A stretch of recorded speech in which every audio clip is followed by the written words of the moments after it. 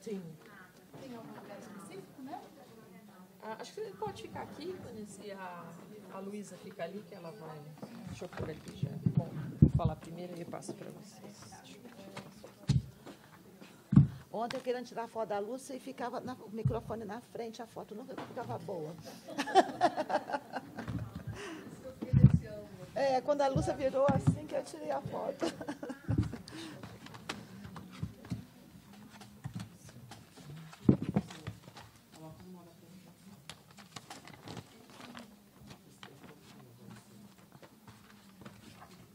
Aqui.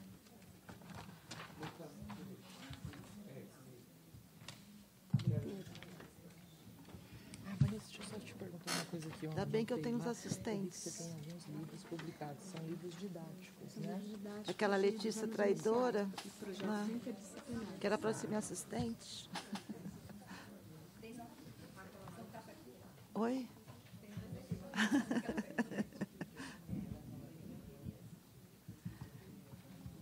Ontem eu estava vendo assim, gente, quando a gente está lá em Paris, né, que desenvolve os franceses, esse microfone está aqui, eles falam assim, né? E ontem, São Bertrand, não fala microfone de jeito nenhum. Aí eu lembrei dos seminários em Paris. Nunca acerta o microfone.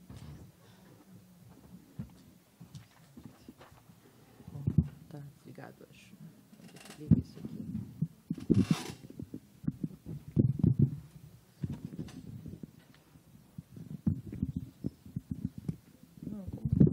Onde liga esse?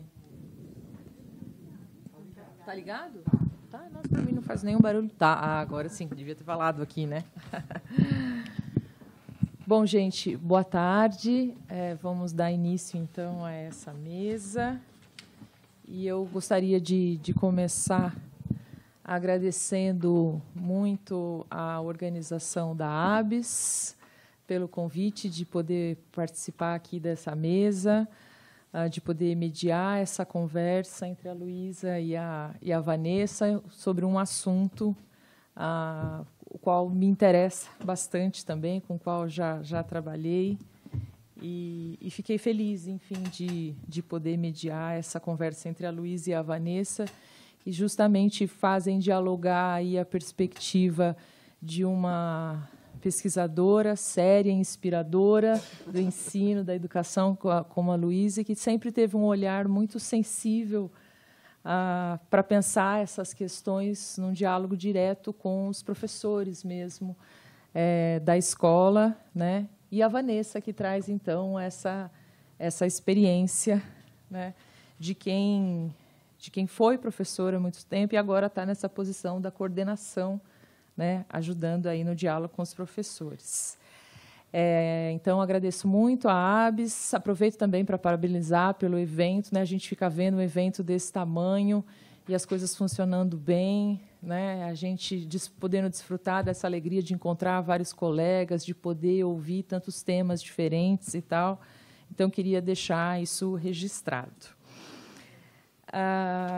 Sem mais, bom, eu comecei falando e nem me apresentei, né? Eu sou Eliane Soares de Lima, professora da Federal Fluminense, e vou apresentar, então, aqui as minhas colegas de mesa.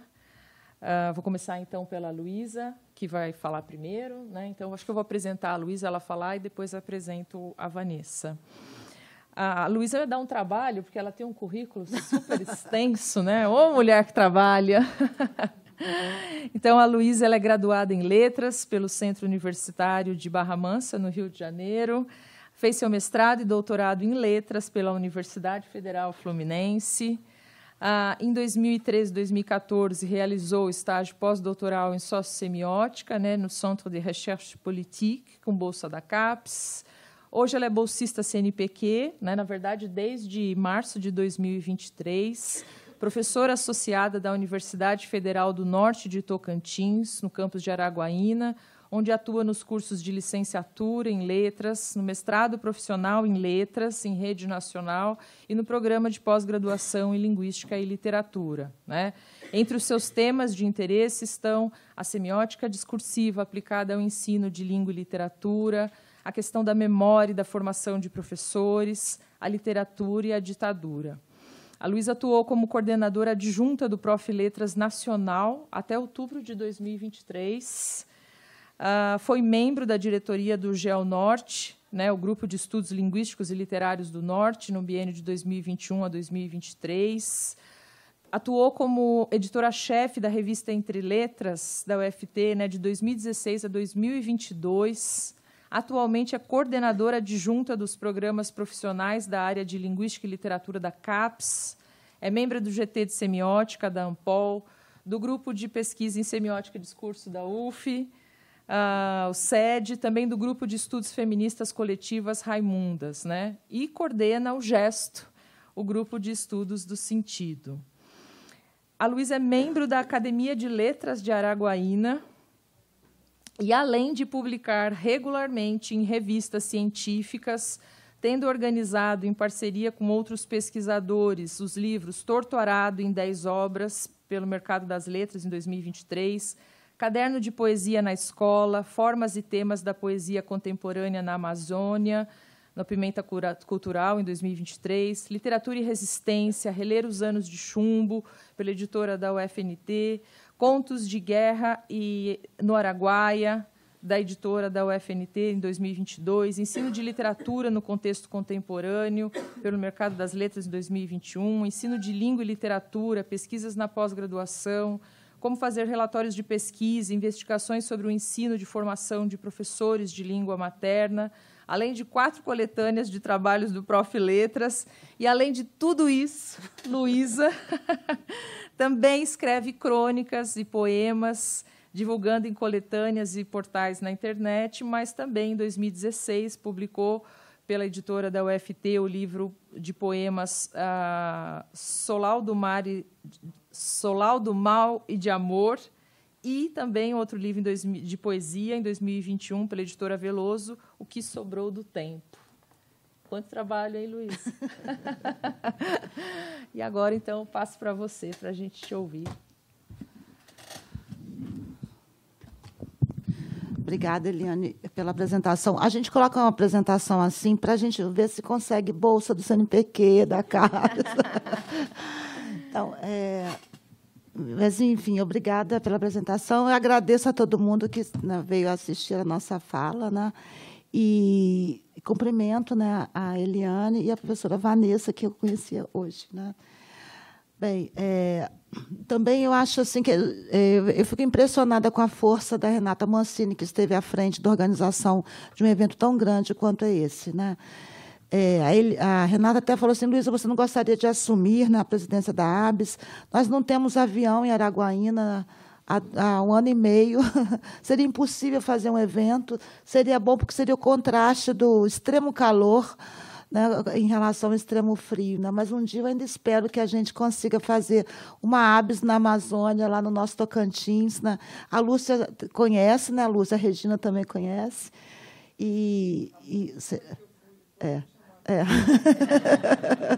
Mas nós faremos uma ABS lá às margens do Araguaia, né? Então, olha, eu principio agradecendo à professora Renata Mancini pelo convite para esta mesa, que torna possível tratar de alguns dos caminhos que seguimos nas pesquisas realizadas junto ao GESTO, que é o nosso grupo de estudo sentido, e agradeço muito às professoras e aos professores do GESTO que estão aqui com a gente. Ainda que bem atordoados pelos trabalhos da quadrienal, era, sem dúvida, um convite irrecusável, e, além disso, somos daquelas semioticistas que só dizem sim. E aí eu agradeço a Renata. A Renata até ficou de mal comigo, porque ontem eu tive que dizer não. Nos trabalhos que realizamos no Gesto, a semiótica vai sendo mobilizada para pensar práticas e procedimentos didáticos relativos à leitura, mas também para compreender diferentes dimensões do ensino-aprendizagem, o que inclui a análise de discursos relativos à escola e a políticas educacionais.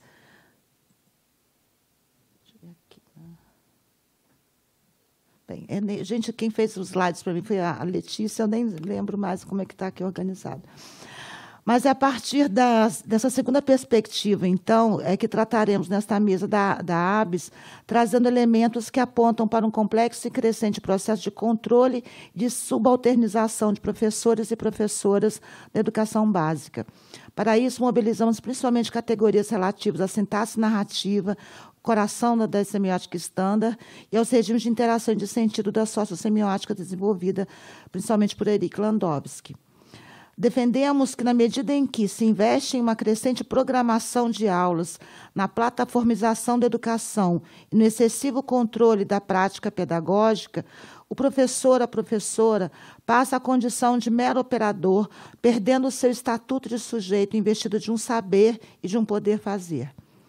De doador de competências que planeja, seduz, provoca, inquieta, avalia, define, redefine diferentes estratégias para garantir que estudantes entrem em conjunção com saberes socialmente valorizados e que justificam a existência da instituição escolar, o docente passa a ser apenas um mero executor, preferencialmente o mais cordato, seguindo militarmente e sob grande controle o que está imposto como um dever fazer.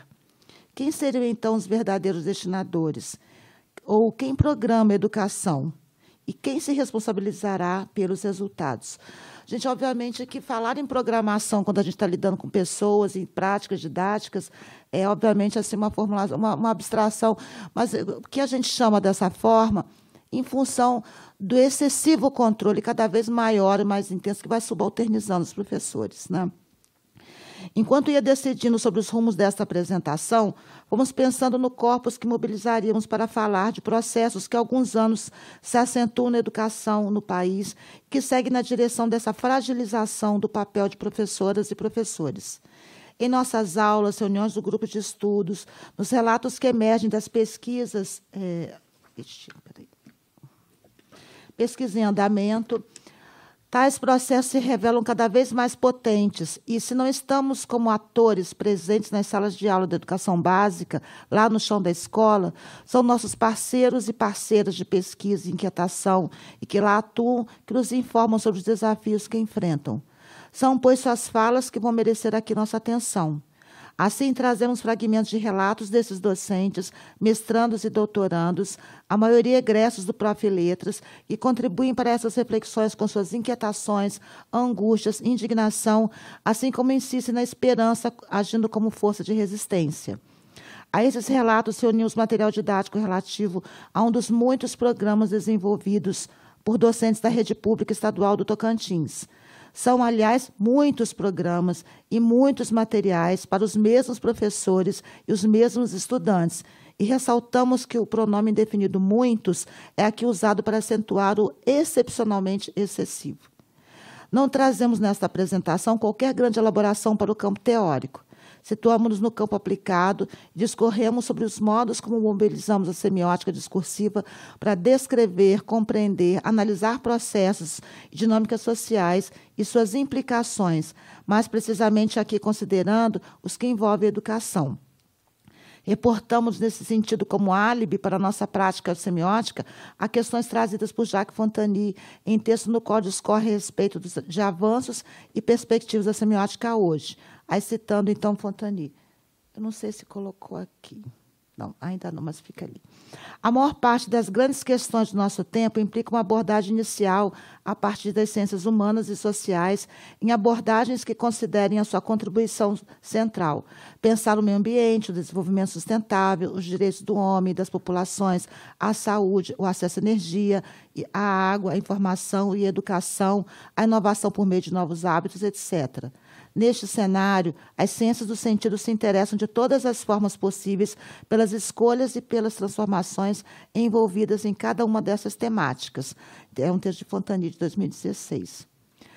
Aí terminei a citação. Podemos ainda levar em conta que a semiótica, desde seus inícios, busca dar conta dos sentidos da vida, cabendo-nos decidir, do ponto de vista metodológico, pelos níveis de pertinência adequados à nossa prática analítica, a partir dos objetos de investigação que nos inquietam como ser no mundo. No nosso caso, interessa compreender as políticas educacionais, as visões de mundo e de sociedade que a atravessam e a constituem, seus efeitos sobre a formação. Bem, e aí, gente, há tanta coisa para dizer, mas, enfim, eu fiz uma síntese da síntese aqui da discussão entre semiótica e educação. Desde os anos 70, a educação motivou o trabalho em semiótica.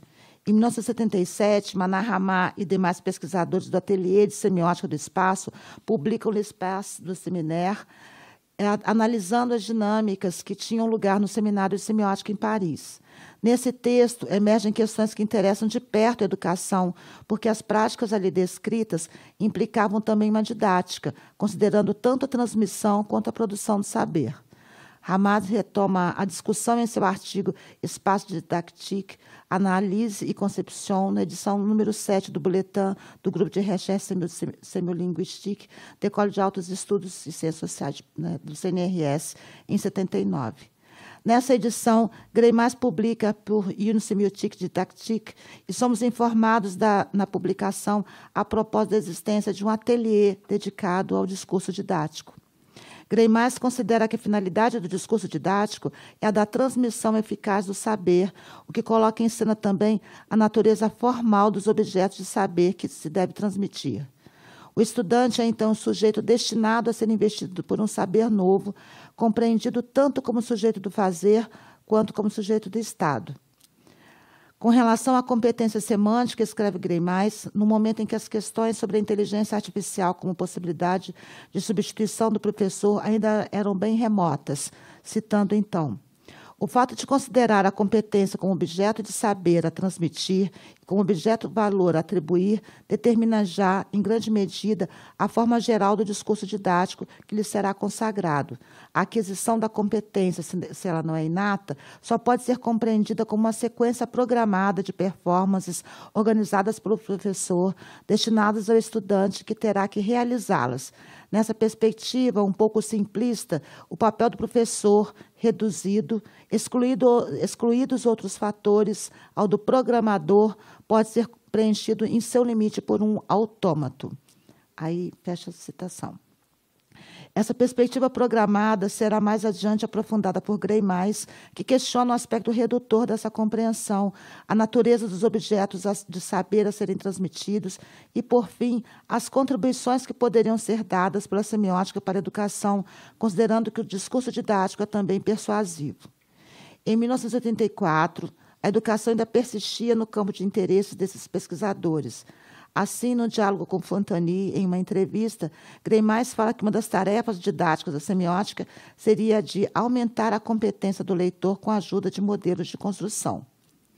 A esse respeito, cremos que é sob essa perspectiva que mais tem se dedicado à semiótica discursiva desenvolvida no Brasil ao interessar-se pelo campo didático.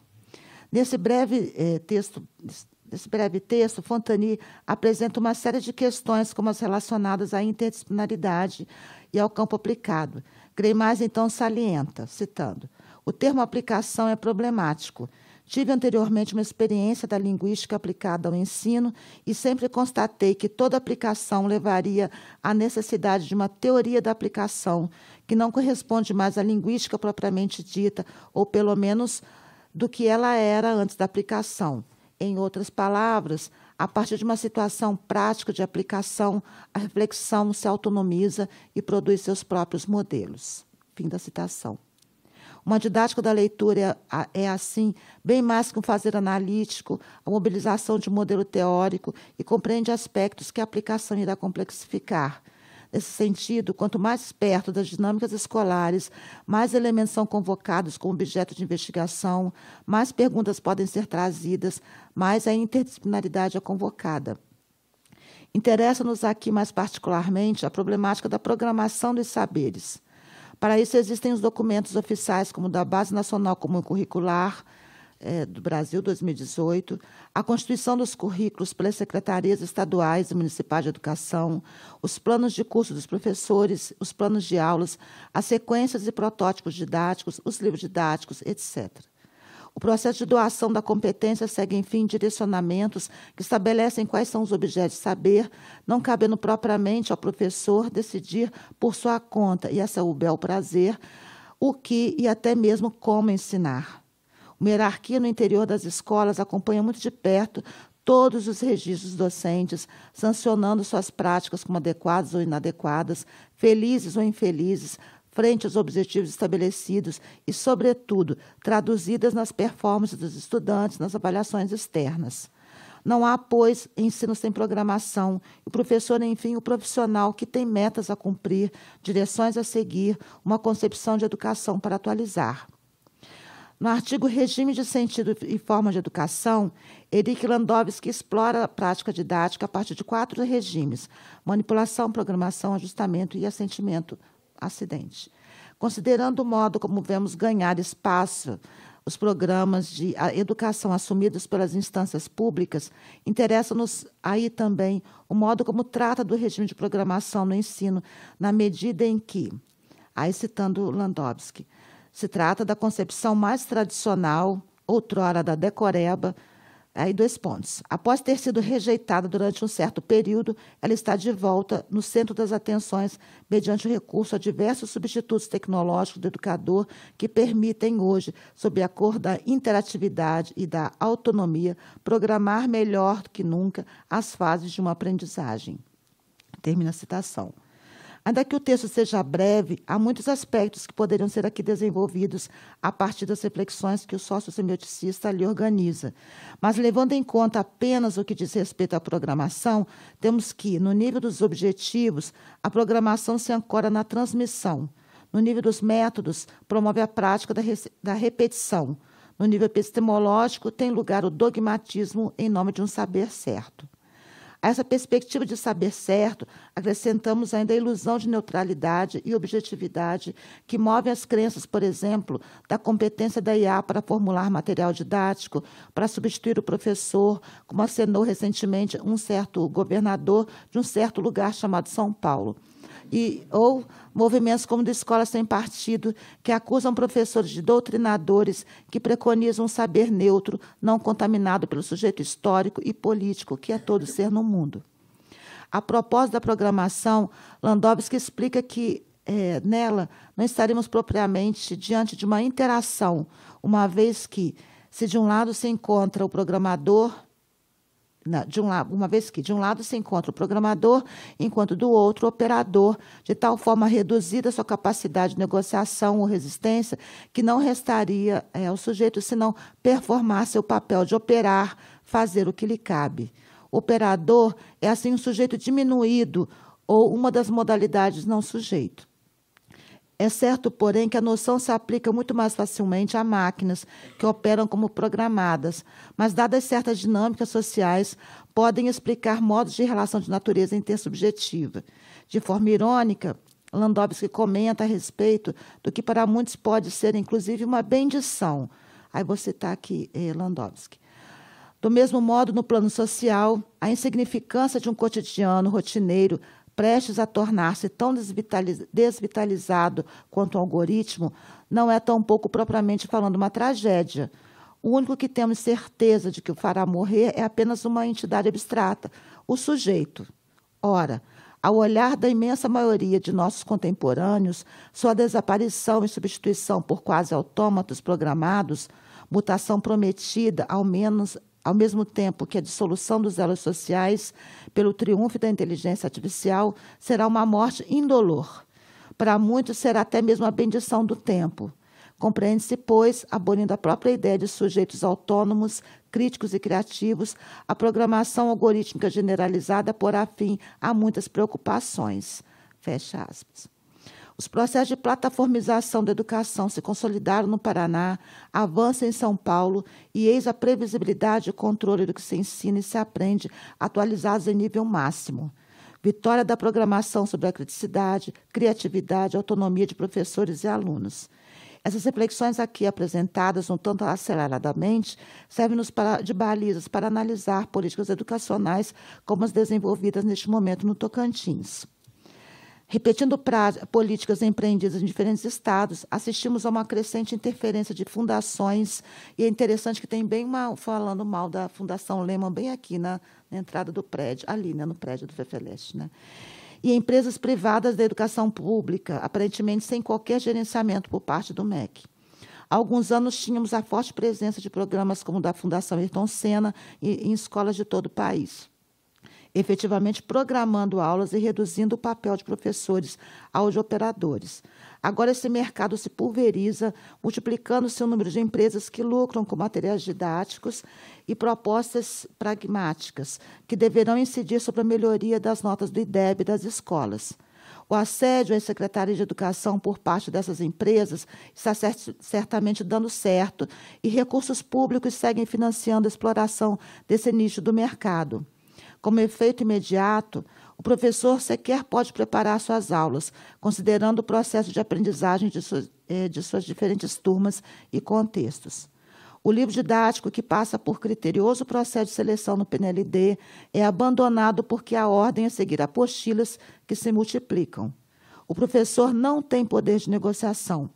Deve apenas fazer o que é imposto, porque os programadores do material e das aulas prometem sucesso aos entes públicos que compram suas ideias, valores, enfim, sua concepção de educação e sua ideologia. Ainda que os professores evidenciem na prática que a proposta não atende ao que compreendem como ensino-aprendizagem, que os estudantes se desinteressam pela previsibilidade das aulas, seguindo enfadados o roteiro, sem possibilidade de ignorar e avançar páginas, deter-se mais tempo na compreensão de gênero, né, tem que ser um gênero por aula, ambos devem submeter-se ao protocolo. Mesmo que haja superficialidade no trato dos conteúdos, que não concordem com a concepção de linguagem que atualizam, nada há que ser feito se não cumprir. No Tocantins, são vários os programas que uma mesma escola e o mesmo professor desenvolvem ou aplicam. Vamos nos ater ao mais novo, examinando rapidamente um de seus materiais. E, gente, eu pulei aqui. Esse é o material. O volume cuja capa segue, né, aqui então, no slide, atende ao programa de correção de fluxo chamado Avança Mais, proposto pela Secretaria Estadual de Educação do Tocantins e visando atender a estudantes com defasagem entre idade e série. Quanto ao aspecto gráfico, o material é de excelente qualidade com relação à impressão, cores, formato de letras, ilustrações. O material é bom, é bonito, né, assim, papel bacana. São ao todo 7 volumes, um para cada ano de escolaridade, partindo do 6º ano do ensino fundamental até o 3º ano do ensino médio. No volume de linguagens estão compreendidos os conteúdos das disciplinas de língua portuguesa, literatura, língua inglesa, artes e educação física. Considerando os nomes do organizador e colaboradores que constam na página com os dados catalográficos, fizemos uma consulta ao Lattes, sem identificar, dentre os currículos encontrados, profissionais da área de letras. Os autores, nem de letras, nem de artes, nem de educação física. Os autores são mais relacionados à área de tecnologia da informação, matemática e pedagogia. Na capa, vemos, do ponto de vista da linguagem verbal, as indicações da área a que corresponde o material, o nome da série, Acelere o Saber, o ano a que se destina, né, o volume 1, ciclo 3, que trata da produção vinculada, então, ao programa Avança Mais, e a Secretaria Estadual de Tocantins, ali presente também com sua logo. Quanto à linguagem não verbal, sobre o fundo azul, com pequena gradação na parte inferior, tendendo para o lilás, inscreve-se a figura de um sujeito montado em um cavalo. A imagem com traçados retilíneos e bem elementares remete a uma ilustração medieval, lembrando cavaleiros que partiam para a Guerra Santa, empreendida contra mouros em busca do Santo Graal. Para isso, contam a figura do cavalo bem paramentado, a capa do cavaleiro, a cruz em seu peito e no capacete. Não acho que é capacete que chama, mas não lembrei a palavra. Destou historicamente do que seria uma representação desse tipo a presença de uma arma levantada pela mão à esquerda, indicando que o cavaleiro avança rumo a uma batalha, pronto para a luta. Nas vestes do cavaleiro, novamente comparece o azul, em tom semelhante ao do fundo, e em tom mais escuro, produzindo efeito de harmonia e suavizando o teor bélico. O movimento encenado pela imagem reverbera os sentidos trazidos pelos verbos que nomeiam tanto a série, né, que acelera, quanto o programa, avança. Se os alunos estão com defasagem idade séria, a orientação é, pois, acelerar, avançar. Como participamos da análise de livros do PNLD, pensamos que a série já estaria condenada à reprovação pela presença do revólver, considerando os critérios bastante exigentes que submetem publicações desse programa a uma série de legislações, como a do ECA, né, do Estatuto da Criança e do Adolescente. Nesse sentido, a imagem pode ser lida como uma apologia à violência, à guerra, ao uso de armas, impróprias, portanto, aos estudantes. Esse material, contudo, como já ressaltamos, não conta com regulamentação do MEC e não provocou, até o momento, censura por parte dos pais tão atentos quanto a conteúdos literários, por exemplo, ou ligados à sexualidade. Com relação aos conteúdos, na parte relativa à língua portuguesa, eles se organizam a partir de gêneros, critério que orienta a produção de material didático no Brasil, conforme a BNCC. Fazendo uma descrição bem sintética, podemos dizer que cada seção traz como conteúdo um gênero diferente, com um texto correspondente para a leitura, a que se seguem exercícios de decodificação, reconhecimento da estrutura genérica e a proposta de uma produção textual. Entre as atividades vinculadas,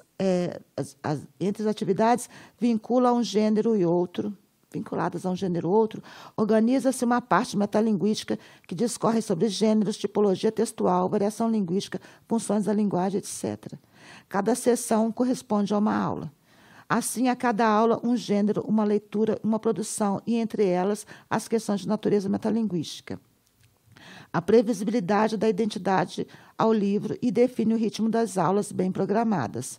Para exemplificar, vamos nos ater apenas à primeira sessão, capítulo 1 do ciclo 3, que contempla os gêneros correspondentes a texto de apresentação pessoal, perfil, currículo e autobiografia. Eu acho que não colocou aqui. Não colocou. Bem, vamos exemplificar a proposta didática da sessão destinada a tratar do texto perfil das redes sociais. Depois de uma apresentação do gênero, há um texto de um parágrafo, que foi produzido exclusivamente para o material, bastante estereotipado, dificilmente seria encontrado nas redes sociais. Bem, então, foi feito um texto lá que fala assim, esse texto foi produzido para o material, mas é extremamente bem estereotipado mesmo, né? Seguem as subseções denominadas como atividades resolvidas, com 3 questões relacionadas à compreensão do gênero. Então, gente, as primeiras questões já vêm com a resposta, né? Então, a questão 1, 2, 3, está a resposta lá já marcada. Aí, depois que vem 6 questões com praticando, que retomam aspectos do conteúdo e que solicitam a resposta do estudante. Apenas a última questão ultrapassa a perspectiva da decodificação ao abrir espaço para a opinião dos estudantes com relação ao material. Então, assim, aquilo que ontem alguém falou, eu acho que foi a Elisandreia, né? Assim, João viu o cachorro, né? Quem viu o cachorro? É João, né? Assim, desse nível, né? Eu tinha que ter colocado aqui os slides, eu dei print, acabei não colocando. Então, prevendo abordagens aceleradas e sumárias, o material promete recuperar os casos até então perdidos nos passos da escola, submetendo os estudantes retardatários a um treino elementar da linguagem, com o mínimo para que avance, ainda que não se tenha clareza de para onde se pode avançar com esse tipo de formação. Sem opção senão a de seguir o que o material apresenta, registrando rigorosamente nos diários eletrônicos que cumpriram a tarefa conforme programado, a opinião dos professores e professoras não conta, como não conta seu saber. Trazemos na fala do docente sua percepção diante desse material da política educacional. O slide certo não foi o que a Letícia me mandou. Eu tinha colocado aqui as falas, então eu vou ler aqui as falas dos professores. Os nomes foram substituídos por pseudônimos por eles mesmos escolhidos. Todos são docentes da rede pública do Tocantins. O primeiro relato é da professora Elisângela, doutoranda, que trata do excessivo controle sobre as aulas a partir do programa Avança Mais. Então, vou ler aqui o relato dela. A ordem é dada aos gestores e coordenadores que, pressionados, pressionam quem está na linha de frente da sala de aula. Sem direito a propor algo ou questionar, esses profissionais apenas executam. E assim o conhecimento é ameaçado por programas que visam apenas dar lucro às empresas holofotes, a governadores e secretários de educação. Cito o programa Avança, adotado pelo Estado de Tocantins no ano de 2025, que tem sobrecarregado professores com preenchimento de inúmeros formulários e com metas a serem cumpridas. Nas últimas entrevistas que fiz com os professores, boa parte disse estar frustrada.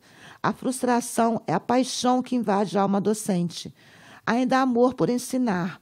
Os alunos nos encantam, nos movem. Mas até quando? Nosso corpo grita, oscila. Quantos de nós estamos doentes? Quantas lágrimas as salas dos professores ainda irão presenciar? A educação tornou-se um fardo, porque invadem nosso espaço e nos tiram o direito de ensinar, como se não soubéssemos planejar a nossa própria aula. Ao longo dos meus 19 anos de docência, todos em escola pública, e desde 2008, com jornada de trabalho de 60 horas, tenho percebido o quanto o professor vem perdendo seu espaço, sua autonomia, operando cada vez mais em favor dos objetivos de uma política neoliberal. Essa foi a fala da Elisângela. O segundo relato é o da docente que se apresenta como Kikarajá.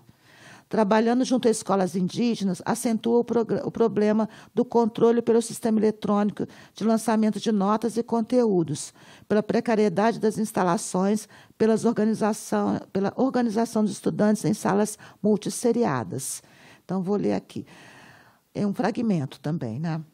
Após a pandemia do Covid-2019, a grande questão é como não surtar? Se já havia cobranças para o professor bater a meta, agora é preciso superar a meta. E haja relatórios diários, recomposição da aprendizagem, prova do SAETO.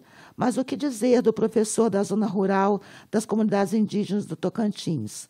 Lugares em que o acesso é somente por via fluvial. Estudantes e servidores que se viram nos 30 sem água potável, sem internet, sem computador, sem o mínimo de dignidade para o exercício do trabalho. Debaixo do sol forte do Tocantins, a lona ou a palha os abriga. O ar-condicionado é o vento natural do balançar das árvores, o banheiro é a própria mata. Das 97 escolas indígenas do Tocantins e das 38 extensões dessas escolas, temos mais de 30 unidades que não possuem estrutura física mínima para a segurança e bem-estar de estudantes e servidores. Ainda há multisseriação das turmas que potencializam as angústias dos professores e professores indígenas. A prática pedagógica se resume a uma luta diária para o resgate de suas línguas e de suas culturas, para o acesso à educação escolar do branco da forma que podem e conseguem. Mesmo assim, as cobranças não cessam. Quem olha por eles? Alguém muda os prazos de entrega dos diários? Como eles trabalham se nem o mínimo possuem? Eles são inviabilizados diante de um sistema de gestão escolar que massacra e pune aqueles que não cumprem os prazos.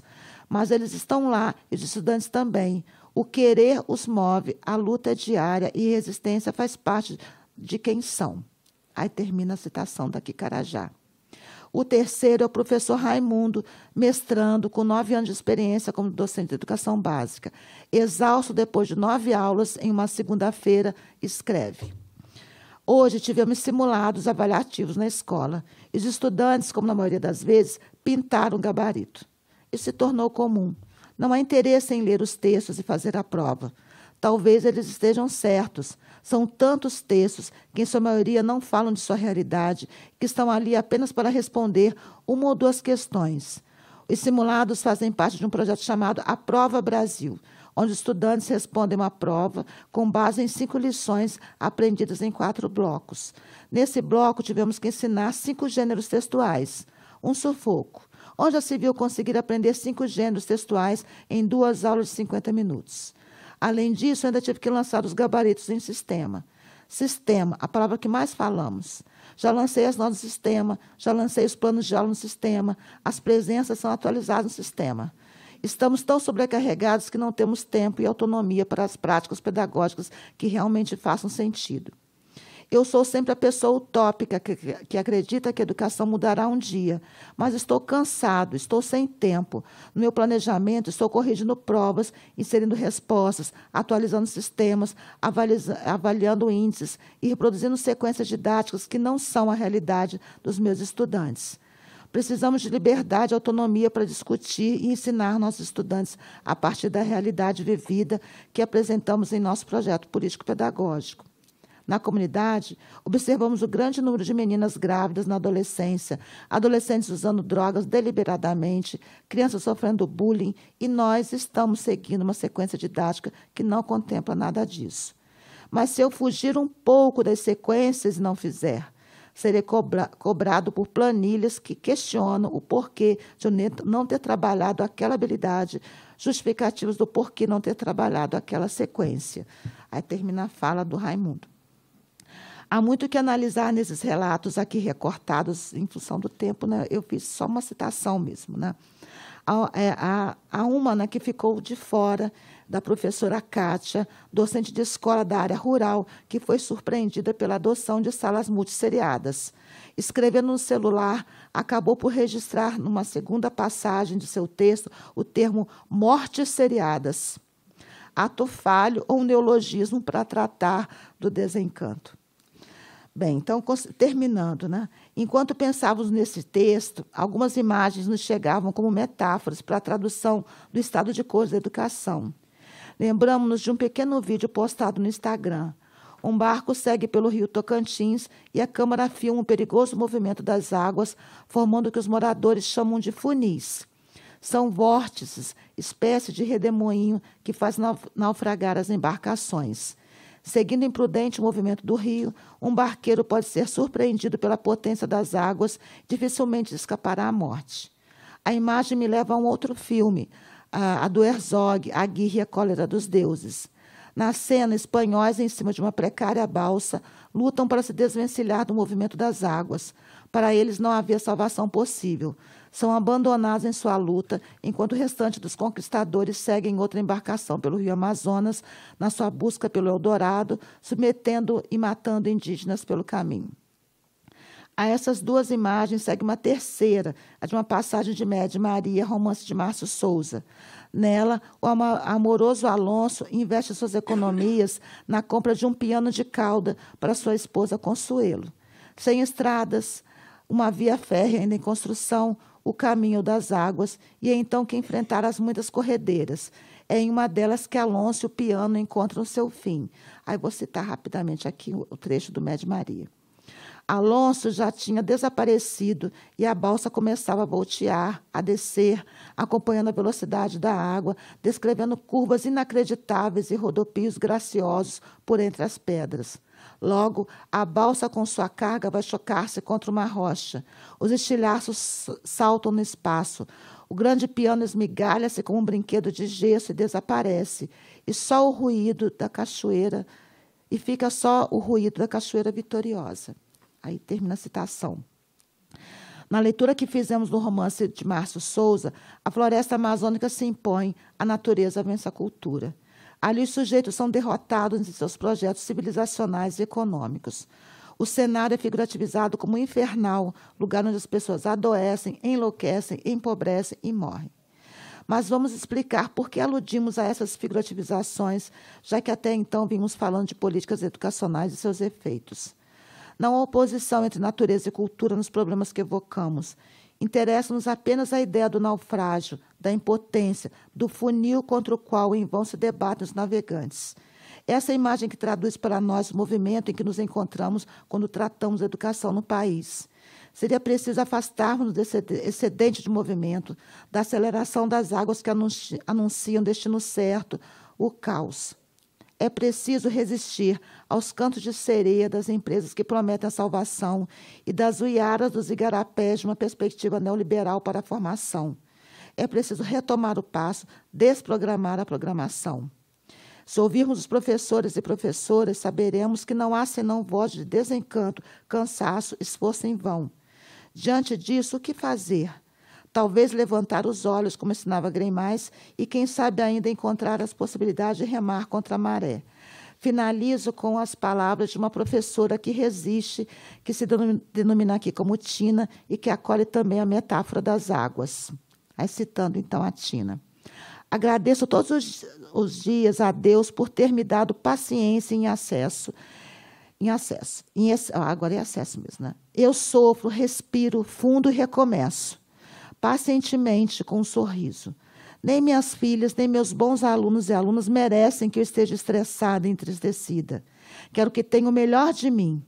Assim, todas as vezes que atravessei o Rio Tocantins para a missão da docência, no Tocantins ou no Maranhão, eu afoguei no rio as minhas angústias, as minhas raivas, e deixei que minhas lágrimas misturassem ao rio, e me encharquei de novos sonhos e possibilidades.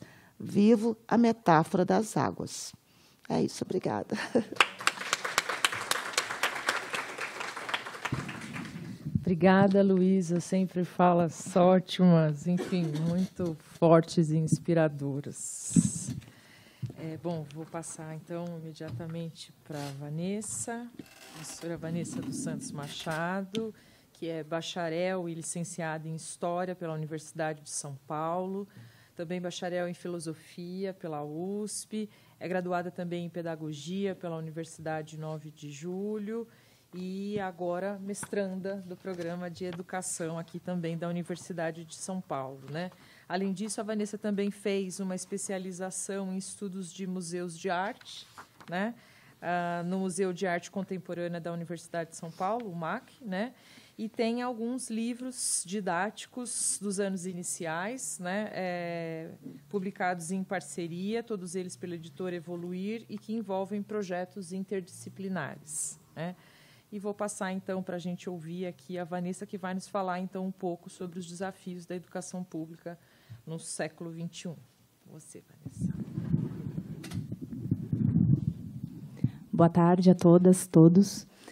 É um prazer estar aqui com vocês nessa tarde fria.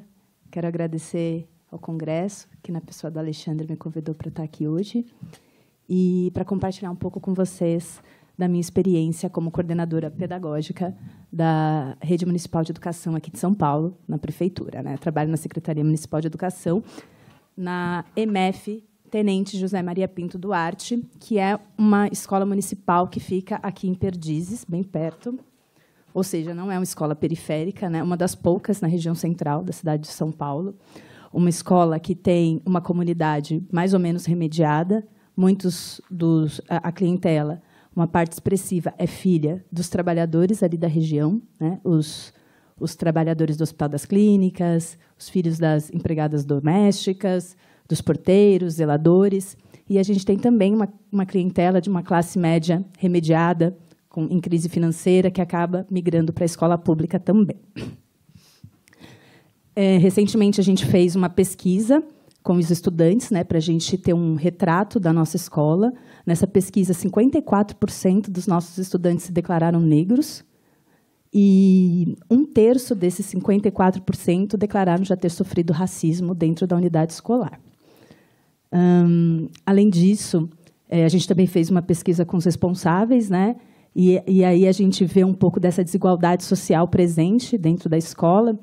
Então, a gente tem uma parcela expressiva, cerca de 40%, que tem nível superior completo dentre os responsáveis, e o mesmo mestrado, doutorado, mas a gente também tem 12% com fundamental incompleto.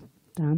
Então, é esse um pouco a cara da instituição que eu trabalho, né? Eu estou nessa escola desde 2021, na prefeitura eu estou desde 2010, né? Trabalhei como professora primeiro numa comunidade periférica, e, recentemente, eu consegui remover meu cargo mais para cá, né? Agora eu tenho um pouco mais de paz, porque eu lido com menos vulnerabilidade social, então eu consigo exercer um pouco melhor meu trabalho de coordenadora pedagógica, que na outra escola era muito mais voltado para resolver conflito, né? Para administrar um caos, administrar muitos problemas que envolviam, muitas vezes, a vida das crianças, né, que envolvia conselho tutelar, enfim. Agora não, agora eu tenho um trabalho que eu considero que eu consigo efetivamente trabalhar com a função principal do meu cargo, que é a garantia das aprendizagens dos estudantes.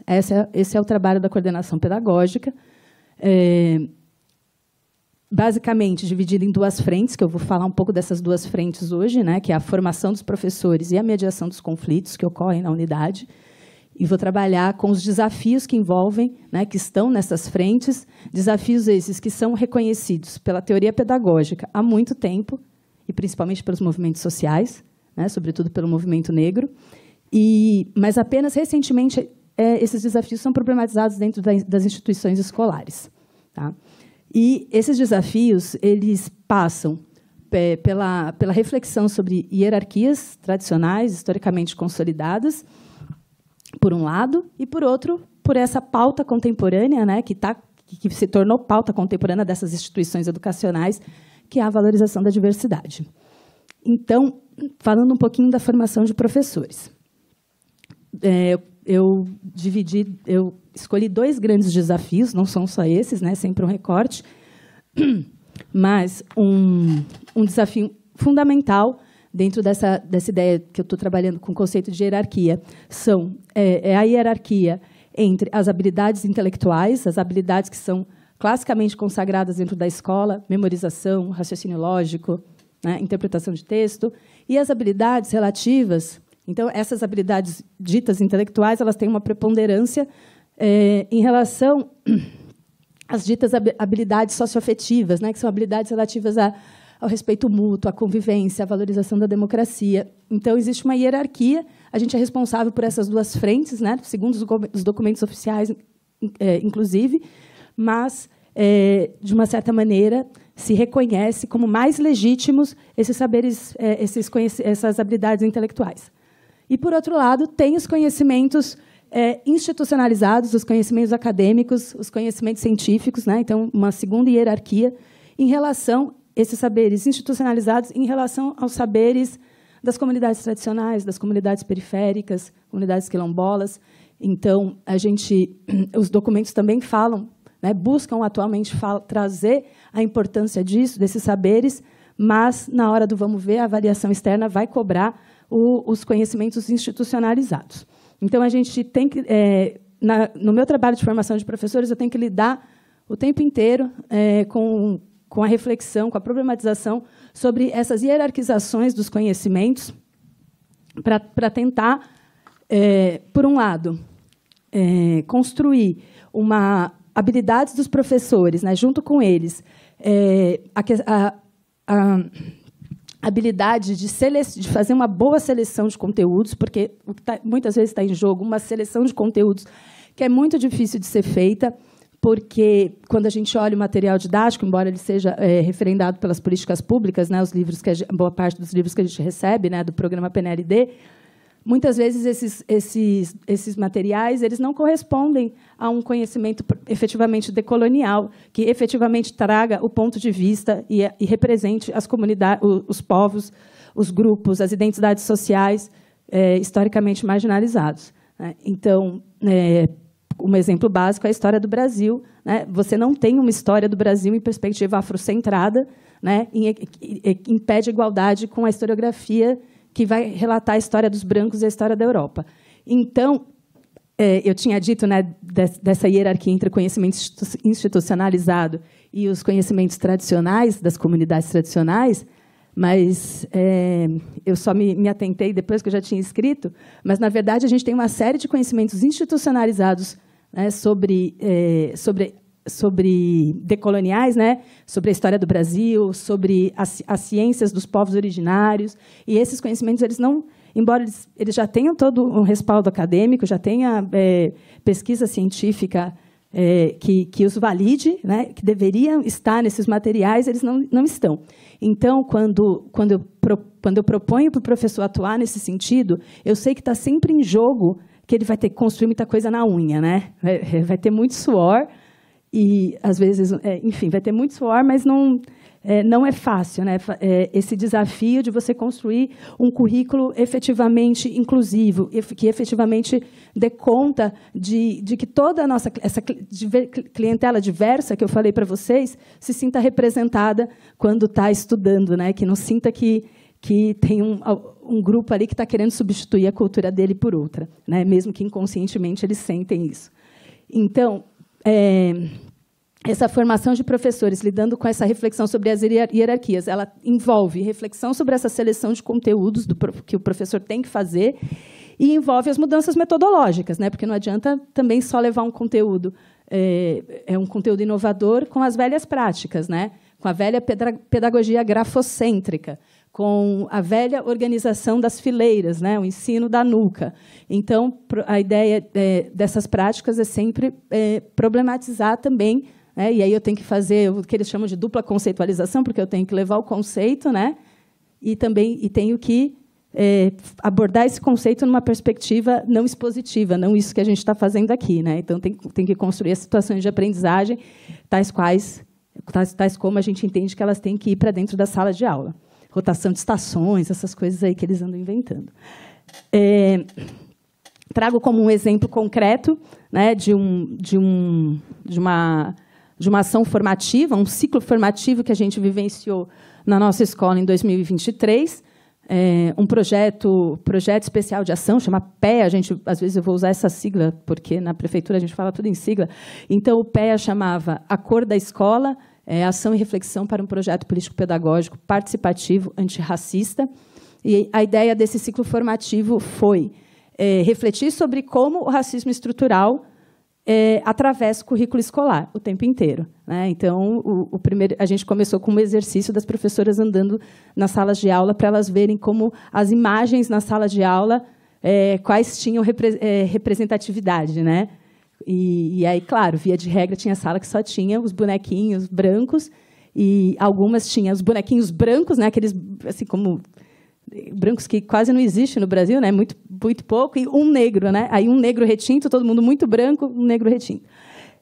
Então, a gente, desde problematizar coisas simples como essa, até os conteúdos que a gente constrói efetivamente todos os dias na escola. Então, a proposta era fazer essa reflexão e, ao final do ciclo formativo, durante o ciclo formativo, eles elaborariam sequências didáticas, eles aplicariam em suas turmas essas sequências didáticas e socializariam com a gente como que foi o desenvolvimento desse trabalho, né? Como foi o resultado desse projeto. Esse projeto é dentro da formação em serviço, né? Alguns professores têm direito a acessar uma jornada que chama GEIF, Jornada Especial Integral de Formação, e aí eles conseguem, em serviço, serem remunerados e fazer esse momento de estudos. E, inclusive, então, planejar essa situação, essa sequência didática efetivamente antirracista, que a ideia seria que eles se desprendessem do livro didático, que eles fossem para os objetos culturais, né, os objetos que circulam socialmente, para poder problematizá-los e refletir. E aí o desafio, né, um grande desafio nesse processo é que todos venham juntos, né, com essa mudança institucional. Tudo bem, a gente não tem tempo para planejar, mas agora a gente vai garantir o tempo em serviço para a gente conseguir ir para ultrapassar esse livro didático, né? Mas, então, eu tive resultados excelentes, né? Professores apresentaram sequências didáticas lindas, emocionantes, de chorar. Sequência didática que foi para o Centro Histórico fazer o percursos relativos à história negra no centro da cidade. Uma professora fez uma sequência didática incrível sobre as comunidades quilombolas do passado e do presente, e ela colocou os alunos dela em contato com as comunidades quilombolas do Mato Grosso, uma comunidade, na verdade, que ela localizou pelo Instagram, e aí eles começaram a interagir pelo Instagram. Então, e, ao mesmo tempo, eu tive uma professora que, no dia dela apresentar a sequência dela, né, todo mundo gastava 1h30, né, apresentando, ela relatou que ela ensinou os alunos a brincarem de amarelinha africana. E aí a gente brincou lá da amarelinha africana, como se existisse uma amarelinha africana, né? Enfim, é uma diversidade de amarelinhas brincadas pelas inúmeras comunidades africanas. Então, a política pública existe, os servidores públicos ali atuando em prol, né, para que essa política pública se execute, mas ela vai dependendo dos sujeitos que estão ali envolvidos, ela vai em ritmo mais ou menos, em ritmos distintos. Então, tem esse bloco da formação dos professores. Vou falar agora um pouquinho da mediação de conflitos. Também falando um pouco das hierarquias. Por um lado, a hierarquia clássica, tradicional, né? Professor-aluno, e as hierarquias entre os estudantes, né? As relações históricas de poder que existem entre as crianças. que existe na sociedade, evidente, e, lógico, a escola não é uma bolha, elas acontecem ali como ocorre na sociedade, embora muitas escolas fechem os olhos, fingem que isso não acontece, né? Bom, a hierarquia professor-aluno é um clássico, né? Talvez chova no molhado aqui, mas a ideia do professor como autoridade a que se deve prestar obediência, que o aluno deve sentar em fileiras para atender os comandos prontamente, né? O professor fica bravo quando esses comandos não são atendidos prontamente, né? A fileira facilita isso. E, por outro lado, então, contrapondo-se com a ideia de que o aluno é sujeito, né? Ele é sujeito, ele tem cultura própria, ele não está ali para que a sua cultura seja substituída pelos conhecimentos, pelos comportamentos, que, via de regra, têm padrões eurocêntricos, né? Ele tem essa cultura própria que precisa ser reconhecida, validada, né? E os conhecimentos dessa cultura têm que circular no espaço escolar. Então, romper com essa hierarquia tradicional é um grande desafio. Por um lado, essas relações de poder, né, que envolvem as diferenças de classe, né? Então, essa escola especialmente tem bastante as questões raciais, muito racismo, muito machismo, muita LGBTfobia e muito capacitismo também, né? O fenômeno do isolamento dos estudantes neurodiversos mais comprometidos. Então, enquanto lá, né, na formação dos professores, envolvia uma mudança de seleção de conteúdos, de mudança metodológica,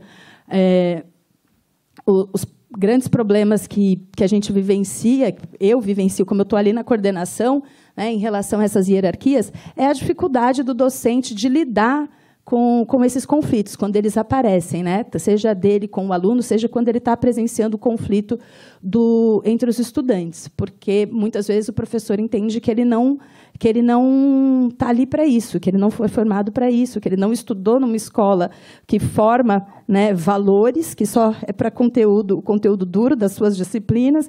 Então, muitas vezes, ele se recusa, ou não se recusa, simplesmente tem a dificuldade, né? E aí isso afunila na coordenação pedagógica, porque se eu tenho 30 professores, né, e cada um ali à frente de salas com 25, 30 alunos, então, a ideia é que os professores eles consigam mediar esses conflitos. A formação, a gente fala bastante disso. Por quê? Porque não é perda de tempo, né? E o testemunho que os professores dão quando eles conseguem, né, quando eles refletem sobre essa horizontalização das relações e a reflexão da mediação dos conflitos, eles percebem que eles ganham tempo, porque os problemas passam a acontecer menos nas aulas dele e o currículo rende muito mais, né? Não deveria existir esse conflito. Então, o desafio do docente é se predispor a fazer essa mediação e o clássico desafio que envolve lá a formação dos professores também, né, que é a invisibilidade curricular dos grupos subalternizados. Então, isso é todo um currículo oculto que está ali, né, que a criança não estuda, ela abre o livro didático e ela vai ver um livro de ciências que é profundamente eurocêntrico, um livro de história, de geografia um pouco menos, os de linguagem bem menos, né, os livros de língua inglesa e de português são menos. Mas, de modo geral, a gente não... existem os livros de história, eles têm puxadinhos para falar da questão racial, né? Ela não atravessa a história, ela não atravessa o conteúdo como um todo. E aí eu vou citar como um exemplo da dificuldade de mediação de conflito e da invisibilidade curricular, o caso de uma aluna que eu atendi esse ano, porque ela estava com excesso de faltas. Então, eu estava tentando investigar por que essa aluna não vem, né? Uma menina negra, retinta. E aí ela foi me narrando fato, ela está em processo de desvinculação com a escola, um processo que se origina com uma série de experiências de microviolências, de microincivilidades, e todas elas profundamente racistas, né? Mas sempre em pequenas doses. E aí, um dos casos, que é o que eu vou trazer, que ela relatou vários, né? Mas o caso do candomblé. A professora estava fazendo uma sequência didática sobre... Ela era do 5º ano, agora ela está no 6º. A professora estava fazendo uma sequência didática sobre religiões, e aí os alunos tinham que falar a sua religião, e ela falou: eu sou do candomblé. E aí um colega perguntou: essa não é a religião do capeta? Né? E aí a professora prontamente fez a intervenção, falou, não, a gente tem que respeitar todas as religiões, a gente não pode falar desse jeito. Todas as pessoas têm direito a ter sua religião. Ela fez um discurso moral ali, né, que se virou que depois se desdobrou, né, eu entendo como moralista, porque, ou seja, esvaziado de significado, porque quando depois passou, ela fechou desse jeito, né, e aí ela foi para a sequência didática, ao longo de algumas aulas, ela foi falando das religiões, né, as crenças, as características das crenças, as culturas das religiões, e ela não falou do candomblé, né. Então, quando você diz que todas as religiões têm o mesmo significado, o mesmo valor, mas o candomblé ele não é visível, né? Então é uma outra mensagem que você está passando. E aí, mas enfim, de todo modo, como a gente tem esse projeto antirracista, para minha surpresa, ano passado, quando os estudantes responderam essa questão sobre a religião, 2% se declararam do candomblé ou umbanda, né, de religiões afro-brasileiras. E esse ano, eu não vou saber o número exato, mas creio que 8%, ou seja, subiu muito a quantidade de crianças, e a gente não teve uma grande variação da clientela, mas a gente interpretou que houve uma maior autoidentificação com a sua religião, né, e um pouco menos de vergonha, porque apesar dessa professora ter prestado esse desserviço, e ela não está mais na nossa escola, né, porque surgiu uma série de tensionamentos, a coordenação tem que fazer alguns tensionamentos, infelizmente, e a professora acabou saindo, mas outros professores trabalharam nessa perspectiva, né? Citei o exemplo da professora que trabalhou as comunidades quilombolas, ela abordou, na sequência dela, a religiosidade afro-brasileira. Então, mas eu trouxe esse exemplo para vocês verem a invisibilidade curricular e a questão dos conflitos, né? A dificuldade de lidar com conflitos, que muitas vezes envolvem dificuldade de identificar, inclusive, o conflito e ficar só nesse âmbito do respeito, a gente tem que se respeitar, todo ser humano tem o mesmo valor, e não dar o nome aos bois, né? O bullying está aonde, né? Qual é a origem? É racismo, é LGBTfobia, e muitas vezes isso não é dito, e existe uma recusa de dar esses nomes para os problemas. Já que estou falando aqui do caso do candomblé, eu acho que é relevante trazer aqui o desafio da questão racial dentro da escola. Ele é extremamente complexo, né? Os estudantes eles já entenderam que eles não aceitam ser chamados de macacos, eles não aceitam esse ódio racial direto, mas tem uma série de violências, de coisas que são ditas, de racismo recreativo, que são aceitáveis por eles, né? Então, por exemplo, esses 2 casos foi esse ano. Um menino negro chegando na escola de moletom preto, e aí o colega pergunta, tá pelado, fulano? E aí as pessoas demoram para entender a piada, os colegas, aí eles entendem e dão risada, né? Uma outra situação, teve uma queda de energia e a sala toda escura e alguém grita, alguém fala, um aluno, cadê o fulano? O fulano é negro retinto. E aí todo mundo dá risada. E quando você descobre essas coisas que aconteceram, eu descobri, esses 2 casos eu só descobri porque tinha... Mentira. Eu só descobri porque eu estava resolvendo um outro caso de racismo e alguém falou, mas aconteceu tal e tal situação. E aí você percebe que é uma naturalização.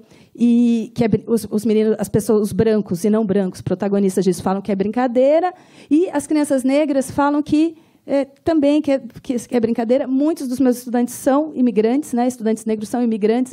O processo de aceitação é fator de tolerância para esse racismo. Enfim, quero citar um outro caso, que são a indiferença que algumas crianças negras sofrem, e a questão da indiferença e relacionada às parcerias restritas. Ou seja, muitas crianças negras, assim como crianças com deficiência, elas têm dificuldade de estabelecer vínculos com a maior parte da turma. Mas elas acabam encontrando porto seguro em 1 ou 2 crianças, que passam a ser os parceiros dela. E essas parcerias restritas, elas ocultam toda uma dinâmica de violência que ocorre dentro da sala. O professor olha e sente um quentinho no coração, porque ela está sentada com fulano, está sempre sentada com fulana. Até que a fulana adolescenta e ela não quer mais saber dessa pessoa. E os casos de racismo, nesse caso, né, que ele está ali velado, né, porque a pessoa não é excluída, ela tem amigo, mas ele emerge em situações aleatórias, né? Então, por exemplo, uma menina que eu já desconfiava que sofria racismo, e os professores diziam, não, ela está sempre com fulano. E numa situação das meninas brincarem de empurrar um menino, né? Porque o adolescente tem essa mania de empurrar, né? Para paquerar, 6º ano. As meninas empurram o menino não acha nada. Quando a menina negra empurra, ele dá um chute de volta. Né? Estão brincando com outro menino de correr com boné, né? Recreio. Quando é um menino, aí essa criança está sem paciência, não quer mais brincar disso. Quando o menino preto pega, aí ele vai reclamar com um adulto. Então, enfim, uma série de questões que emergem enfim, mas ela já está ali latente na forma como as crianças estão na sala de aula. As intolerâncias, aqui nesse caso é a intolerância seletiva, né, que eu acabei de falar. Você só não tolera as crianças negras. Desdobramentos problemáticos, linchamento moral. Já tive muito, enfim, eu tive um caso grave de pichação, fulana racista. A gente não conseguiu fazer uma mediação a contento. Crianças que se recusam a achar que estão sendo racistas, né? Por exemplo, um menino, dentre uma série de atos racistas que ele fazia com uma menina, que inclusive está em processo de evasão, né? Por exemplo, ela entra no ambiente, ele aciona o desodorante. Aí ele tem certeza que isso não é racismo. Esse menino, como nenhuma conversa adiantou, ele teve que levar para casa um percurso reflexivo antirracista, que é tipo umas 30 páginas de atividades, né, reflexivas relacionadas à questão racial. Tudo isso, então, são processos, né, refletir sobre essa mediação de conflitos, essa mudança essa formação de professores. Eu estou refletindo com vocês sobre mudanças institucionais, mudanças em grandes instituições que são instituições de massa e que, inevitavelmente, a mudança vai ser lenta. Ela não acontece por decreto, porque o prefeito baixa lá uma normativa e diz como tem que ser. Ela não acontece porque mandam o manual que a gente tem que executar e isso vai ser a panaceia. Ela não acontece porque tem um familiar que resolve participar do conselho, porque ele acha que ele sabe tudo de educação e vem contar para a gente, né? Esses processos são muito lentos e eles envolvem uma mudança de cultura institucional que ocorre por meio de múltiplos agentes, né? Os professores, pais, estudantes, que se apoiam mutuamente em favor dessas mudanças de uma escola mais democrática, mais inclusiva, né? E é assim que a gente vai conseguindo fazer essas mudanças, né? Vou citar um exemplo de uma ação que a gente fez, né, nessa perspectiva de educação inclusiva, que foi a estratégia dos agrupamentos produtivos. Então, ano passado, a gente realizou uma jornada chamada Jornada da Educação Inclusiva. Os alunos, a gente montou estações que os alunos vivenciaram. Por exemplo, uma estação de baixa visão, que eles colocaram óculos e tiveram que procurar objetos, uma estação de barulho, que eles tinham que resolver problemas com barulho para estimular a experiência do autismo, vôlei sentado, vídeos, vídeos não, né, mas animações de ficção que refletiam sobre a exclusão, para falar para eles entenderem o conceito de educação inclusiva. Então, eles participaram do processo de votar o que seria uma ação institucional que melhoraria isso, né? E a ação foi que que as aulas seriam em agrupamentos produtivos, a gente não trabalharia mais em fileiras. E, claro, que teve um embate, né? Porque os professores queriam que eles montassem os agrupamentos, uma parte dos professores, né? E os alunos queriam sentar por livre e espontânea vontade, queriam as panelinhas, é claro, mas aí não ia ajudar o nosso propósito, né? E aí ficou o meio termo. Então, os professores que encamparam esse projeto, a gente faz meio a meio. Uma semana, uma sequência didática, o agrupamento que o aluno quer, a outra é a que o professor quer. Recentemente, sábado agora, a gente fez uma reunião pedagógica e a gente voltou a esse assunto. Aí teve que professor que defendeu a fileira, teve que professor que defendeu o agrupamento fixo, do jeito que ele monta e funciona, né? Que pode funcionar intelectualmente, mas não vai funcionar nesse sentido que a gente está falando da diversidade, né? Porque a ideia do agrupamento produtivo é que as crianças revezem e que todos convivam com todos. E que nunca uma criança fique excluída, que nunca uma criança com deficiência sente sozinha. Mas se ela sentar sempre com a mesma pessoa, essa mesma pessoa vai encher o saco, porque vai encher às vezes, né? A gente sabe, sem ser utópico. Então, passado um ano, a gente ainda encontra resistência e tinha os professores lá que continuam encampando o projeto e fazem. E é mais difícil fazer quando tem outros que não fazem, mas eles continuam fazendo, né? E, enfim, então a gente tem todos esses desafios, demandas, formação, e para fazer toda essa mudança de cultura institucional, e a pressão externa, né? As avaliações externas, o currículo oficial e a pressão externa que a gente acaba encampando de coração, que são os vestibulinhos, porque a gente quer pôr nossos alunos na ETEC, né? A gente quer que os nossos alunos tenham acesso ao ensino médio de qualidade, que impõe uma série de dilemas para o professor, né? Eu, como CP, eu tenho que dizer para ele, CP, coordenadora pedagógica, não tem contradição entre o conhecimento clássico e as múltiplas linguagens, o conhecimento multicultural e a valorização das comunidades periféricas. Eu digo isso e eu acredito, né? Eu falo, se você quer que seu aluno tenha gosto pela poesia, que ele goste de poesia moderna, de Drummond, que tal começar pelo Sérgio Vaz? Né? Não teria problema nenhum a finalidade de ser só o Sérgio Vaz. Mas, enfim, se você começa com uma linguagem que ele vai ter mais, que vai ser mais acessível para ele, você vai estar pavimentando seu caminho para constituir o conhecimento sobre a poesia moderna. Então, para mim, não tem contradição, né? Eu tento construir isso nessa formação de professores. Mas, na prática, todo dia, né, com esses materiais que não favorecem, que o professor tem que fazer na unha, eu acabo validando como coordenadora, né, ou seja, elogiando o professor que foi lá e escolheu, em um bimestre, dar 3, 4 temas, de um modo mais ou menos tradicional, Revolução Russa, Primeira, Segunda Guerra, Guerra Fria, um bimestre inteiro, né, do que outro que optou em escolher um tema, né, o imperialismo, o neocolonialismo, e vou tratar desse tema numa perspectiva complexa, multicultural, com os agrupamentos. Né, são sempre escolhas. Né? E são escolhas com dilemas. A gente tem momentos inegociáveis no nosso currículo. Né? Então, por exemplo, o leituraço é uma atividade que a gente faz que a escola inteira para ler uma história com temas. Né? Tem o Junho Migrante, tem o Novembro Negro e o Junho Migrante, Novembro Negro e Agosto Indígena. E a gente decidiu fazer isso. É uma política pública da prefeitura, a escola faz se quiser. A gente decidiu fazer isso por esse grupo, né, esses sujeitos ali que querem que isso aconteça, e a gente bancou isso nas instâncias de gestão democrática da escola, conselho de escola, está no nosso PPP, então não pode entrar um professor e falar, não vou fazer leituraço porque eu tenho o meu currículo. A gente tem esses instantes inegociáveis. Então, leituraço, jornada da educação inclusiva, essas sequências didáticas potentes que acabei de falar, tudo isso envolve um forte protagonismo docente, e que a minha função é ter essa escuta atenta do que eles refletem, do que eles demandam, para articular que isso se torne ação, para ouvir uma ação incrível que um professor faz, para eventualmente articular para que isso seja uma ação da escola inteira. Tá? E é assim que a gente vai mudando a nossa prática. Então, para finalizar, vou ler um último parágrafo, para não me enrolar e conseguir fechar a minha fala. Os professores em ritmos distintos vão ousando ampliar seu repertório curricular e, de modo imperceptível para a sociedade, a escola pública vai incrementando sua relevância, apesar de todas as limitações estruturais que lhes são impostas, que não falei aqui.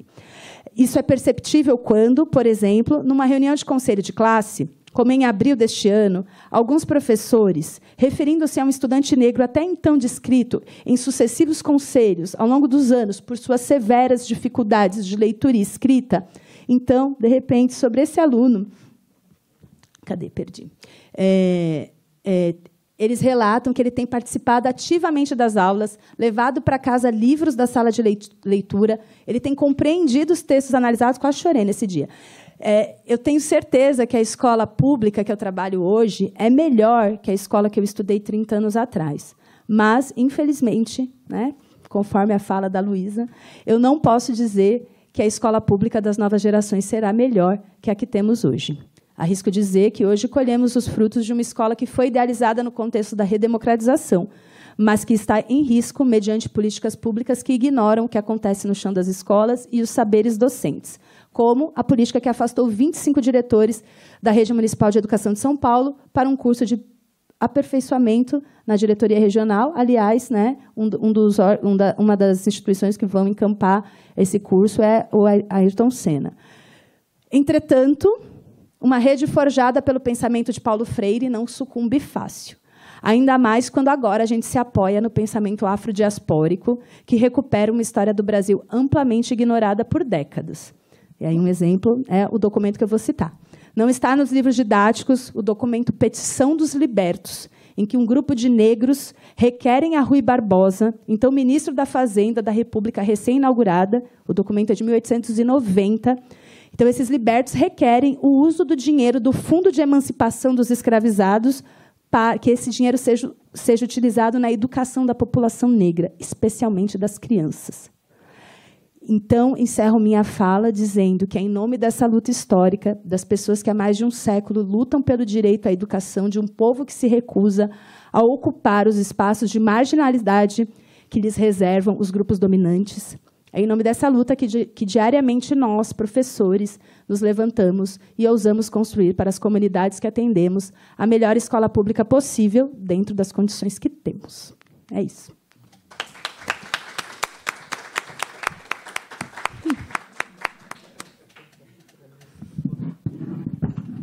Muito obrigada, Vanessa, por essa fala também. Nossa, super instigante.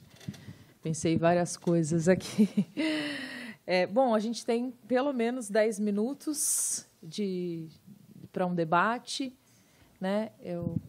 Então, eu ia falar alguma coisa, mas eu vou abrir para vocês. Acho que a gente pode, como a gente está com 10 minutos, só fazer uma rodada de perguntas, sugestões, comentários, e daí eu vejo se dá para fazer depois uma segunda rodada. A Dani Evelyn tinha pedido a palavra.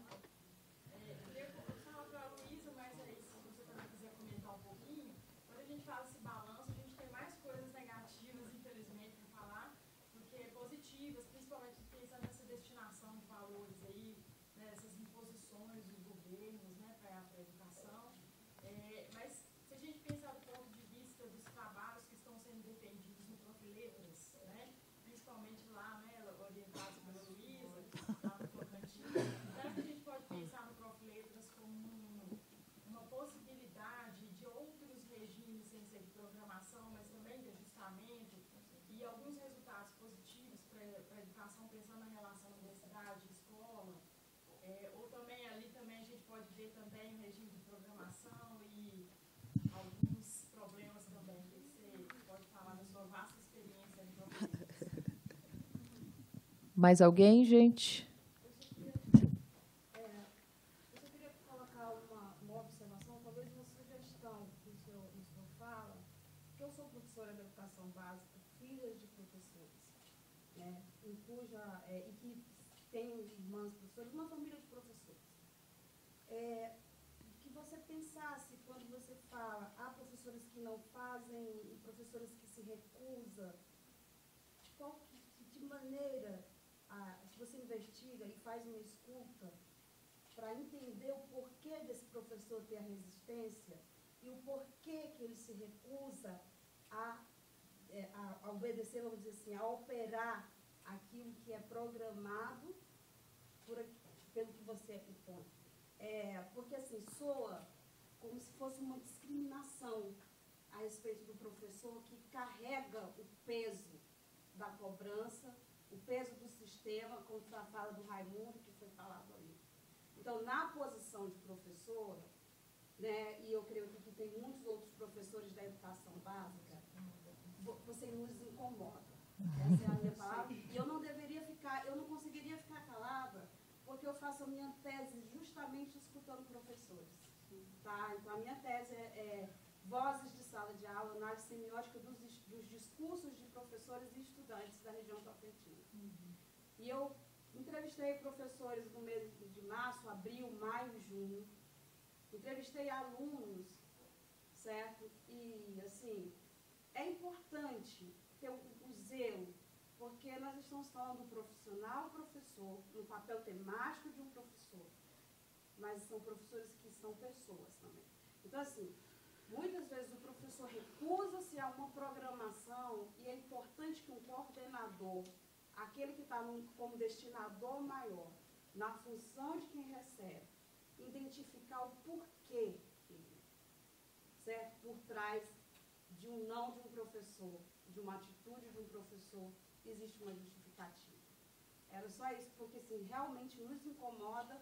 Eu não conheço quem são esses professores, eu não sei por que eles deixam de cumprir uma programação ou não, mas como professora, eu me coloco do lado deles, lógico, né? E dizer assim, os meus colegas têm um motivo sim, não é simplesmente... e outra coisa assim, realmente, e quando a gente está na sala de aula, que a gente recebe pessoas que vão estagiar na nossa sala de aula, em que eles chegam e percebem conflito, a universidade não nos formou para isso. Tá? A fala do professor não é uma justificativa, mas um fato, uma realidade. Há uma necessidade de um diálogo melhor entre a academia e a forma como nós chegamos dentro da sala de aula. Então, assim, o professor ainda carrega esse fato, certo? Então, é uma colocação, porque realmente nos incomoda o fato de dizer assim, o meu colega não quer fazer, e talvez a resistência, né? Há uma frase que diz que as ondas da barbárie refutam a resistência. Então, de repente, é uma resistência dele, porque eles estão enxergando de um outro lugar, tá? Então, é só uma colocação de que eu não poderia, como pesquisadora, tá, do programa de pós-graduação, sou do programa de pós-graduação em Linguística e Literatura, da Universidade Federal do Tocantins, mas como professora também, tá? Só uma colocação, porque realmente a gente sente isso e eu não deveria ficar calada depois de uma pesquisa, certo? Tranquilo. Eu estudo isso todo dia de alguns, de 3 ou 4 professores da escola. Bem minoria, mas... Luciana.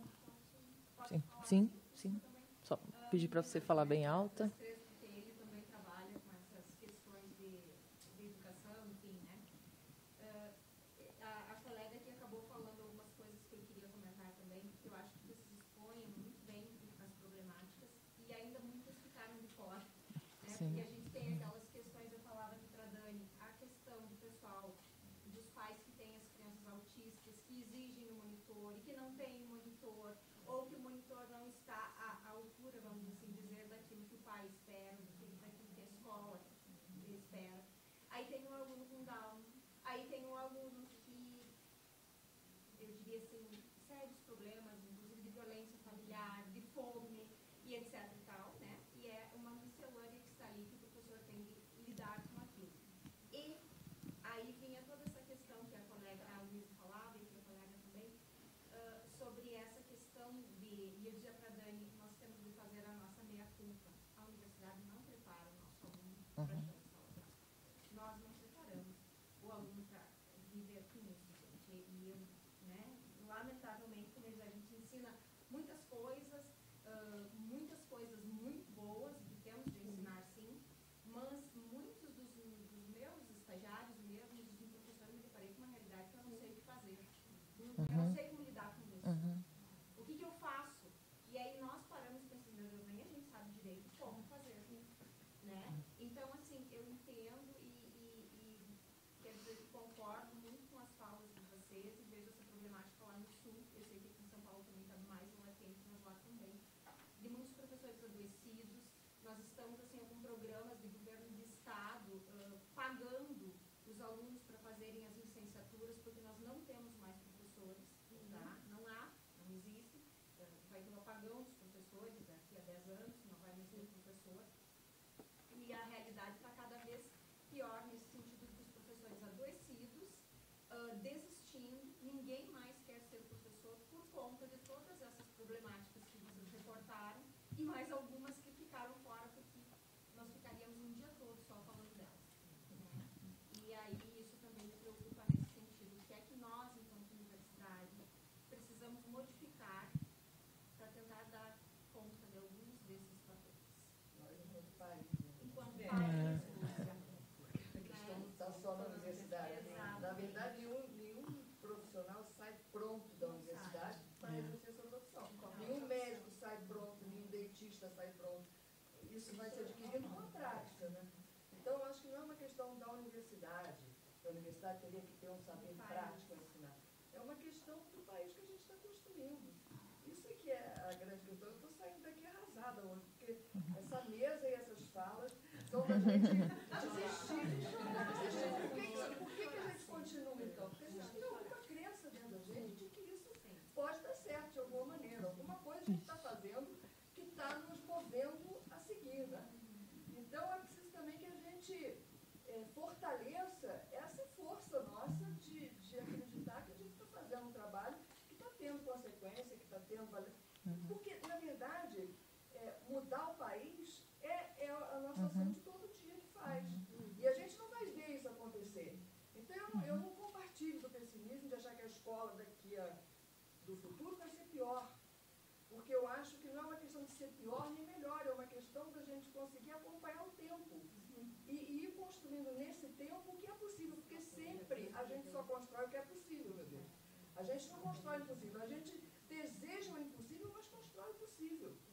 E esse possível não é a universidade que nos ensina, não. É o dia a dia, é estar lá, é conversar com a colega mais experiente, é ouvir o coordenador, mas também dizer, não, mas isso não dá para fazer. Eu não posso deixar eles escolherem o próprio grupo, porque aí cada um vai sempre seguir o mesmo grupo. Eles não vão construir novas amizades, eles não vão construir novas relações. Então, é isso, é no embate da conversa que a gente vai mudando as coisas, mas não é também para a gente sair daqui todo mundo achando, bom, está tudo perdido. Não, mas foi. Bem nervosa. Bom, gente, eu vou encerrar. Eu nem ia falar nada, mas vou falar rapidinho, entre as tantas coisas, enfim, que ele gostaria de ficar discutindo aqui com vocês, né? Mas eu acho sim que a gente teve esse quadro, né? Esse choque. Eu até anotei aqui, a Luísa, um pouco no final da fala dela, quando estava indo para as conclusões, né? Falou que ela traz aqui um pouco de... Eu anotei aqui tradução, mas, enfim, uma descrição mesmo de um estado de coisas na educação, né? E antes você tinha falado um pouco da questão a sua fala foi sobre o excesso da programação, né? Que, enfim, muito bem formulado e em tantas instâncias, em tantos níveis, né? E você fala um pouco dessa ausência de uma interação que é uma interação sensível mesmo, que vai se perdendo, né? E com ela vai se apagando o papel, a autonomia do professor, que vai cada vez mais se entregando a esse papel de aplicador, de programado, de repetidor daquilo que lhe é imposto. E daí eu então fiquei, e você falou, né? Eu fiquei pensando então dessa tradução essa descrição de um estado de coisas na educação e que reflete também um estado de alma, que é o desencanto, né? Que você falou sobre isso, e eu fiquei pensando, tá aí o nosso desafio, né? Então, a gente tem que trabalhar no estado de coisas, mas também no estado de alma, para tirar desse desencanto. E, para mim, um pouco da fala da Vanessa foi mostrar que que a gente pode fazer isso justamente quando a gente mostra que o professor pode agir, pode fazer coisas para transformar esse estado de coisa e tal, mesmo sendo tão difícil. Né, diante de tanta coisa, de tantos desafios, eu vi aqui um pouco nos exemplos que você deu de coisas que deram certo, de coisas que não deram certo, mas que vocês continuam tentando, né, com esse princípio básico, justamente de mexer nessa hierarquia dos conhecimentos e tal, de justamente tentar desprogramar a programação, que foi justamente a coisa que a Luísa falou no final, né? Então, eu vi aqui um pouco de esperança e de modo de reacender essa coisa do professor, esse envolvimento sensível, de olhar para o que o aluno está vivendo, por que está vivendo. Tem um pouco a ver também com o que você falou da sensibilidade de ver a dificuldade do professor, né? Mas de olhar para esse aluno e falar, espera aí, vamos entender o que está acontecendo, o que a gente pode fazer. E isso me pareceu um bom caminho de desprogramar a programação, apesar de todos os desafios que são muitos, e elas trouxeram muitos e muitos, e vocês complementaram com outros e outros, né? Mas eu acho que é isso, que é lembrar o professor do seu papel e da sua força de poder transformar, mesmo que de pouquinho em pouquinho, essas situações. E, né, você até em algum momento você falou, me deu vontade de chorar quando foi isso, e eu acho que é um pouco isso. Cada coisinha, cada vitória que a gente consegue nesse cenário tão difícil e cada vez mais difícil, fazer o professor lembrar do poder que ele tem de transformação na sala de aula, né? Então, agora vocês fiquem à vontade para responder. Só esses probleminhas aqui. Eu vou ser rapidinha, né? Mas eu acho... A Dani Erwin é muito gentil, né? Ela falando, né? Eu agradeço as palavras da Dani Erwin. Mas, enfim, né? Eu ajudei a criar o Prof. Letras, né? Não, obviamente não era do jeito que eu queria, né? Tudo é negociado demais, né? Porque não tem semiótica, né? Por exemplo. Então, mas a primeira vez que quando a gente foi discutir, né, a primeira questão que apareceu, eu falei com o Dermeval da hora, mas para que tem que dar aula de fonética, fonologia? E eu não sabia que o Dermeval era da fonética. Não sei como que a gente ficou amigo depois dessa, né? Mas foi assim, foi bastante tenso, né? Porque são muitas pessoas envolvidas, né? Mas as meninas que estão aqui, né, quase todas são do Prof. Letras, né? Então, elas terminaram o mestrado do Prof. Letras, estão no doutorado, e são brilhantes, né, como pesquisadores. E o que é legal do Prof. Letras é porque elas têm que estar na sala de aula, né, fazendo pesquisa, tem que fazer pesquisação, né? Então, é muito interessante, né? Porque é diferente de uma pessoa que fala sobre educação, mas que não está na sala de aula, né? Fala a partir de outro lugar. O Prof. Letras tem que estar na sala de aula, lecionando, né? Enfim, eu gosto demais, né? E aí a questão é essa, Dani Erwin, que assim, do ponto de vista da competência do professor, do seu saber, da sua sensibilidade, né? Da sua vontade, do seu poder de encantar-se, elas têm poder. O problema é essa pressão cada vez maior que vem de uma lógica de uma educação neoliberal, né? E o que eu acho gravíssimo são esses programas todos, que eles são todos pagos com dinheiro público. O livro didático fica jogado no lixo, um livro didático que tem todo um cuidado na seleção, equipes sérias trabalhando. É um programa maravilhoso. Aquilo joga o livro para lá. Eu pedi ao menino que trabalha lá em Araguaína para me mandar o material dos programas. Não entrou na minha casa uma quantidade de material, ele ficou no banco da varanda, porque não cabe na minha estante, não tem lugar para tanto material. Aí eu vou tirando do banco, vou lá, eu trabalho, guardo lá no banco, que eu tenho que aumentar a estante, porque é muito material. E assim, do ponto de vista gráfico é bacana, mas quando você vai pegar do ponto de vista do conteúdo, a concepção de educação que está atualizando, é muito precária. E a questão é que o professor não pode não usar aquele material. Ele tem que jogar o livro didático fora, usar aquele material, tem que ser assim, tantas páginas por dia, e ele tem que registrar lá. Então, e é tudo cronometrado. Então, diante disso, a Elisandré foi da disciplina de letramento, ela feliz da vida, ela falou, não, o material está pronto, você não vai poder criar esse material. Então, é quando chega esse estágio de coisas, né, de autoritarismo, é que aí, qual é o espaço do professor?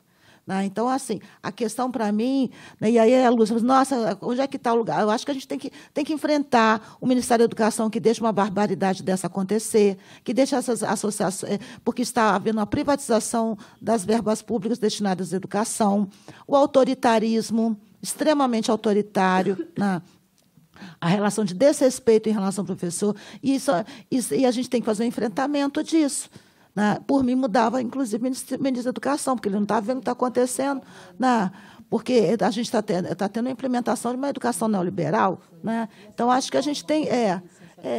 né? Cada hora é uma coisa, assim, tudo. Então, assim, a questão é, nós continuamos acreditando. Eu penso como a Tina, né, que foi a última que falou aqui, né, que a gente continua na metáfora das águas, a gente atravessa o rio, chora e continua do outro lado. Né? Mas a gente não para, né? Eu acho que não dá para a gente se desencantar, né? Apesar de tudo. Né?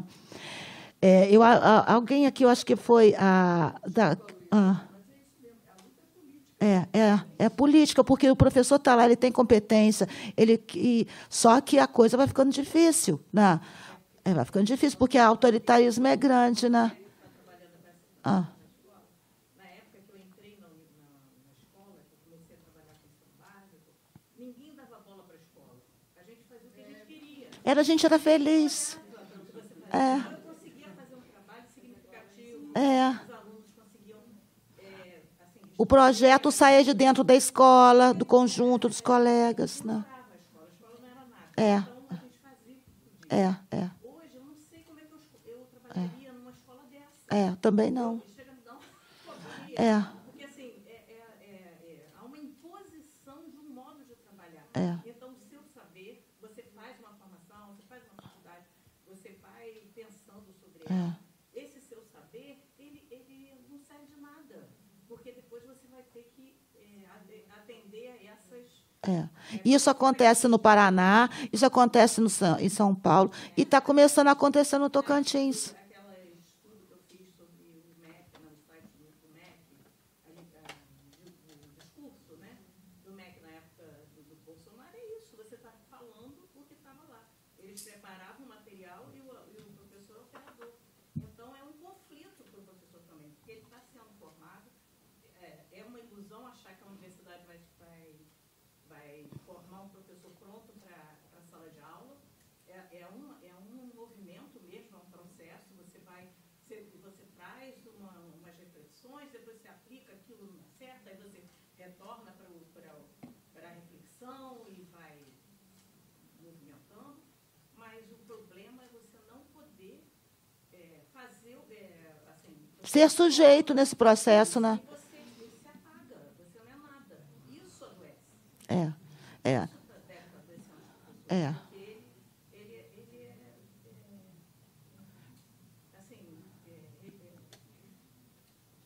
Esvaziado do seu saber e passa a ser a própria máquina.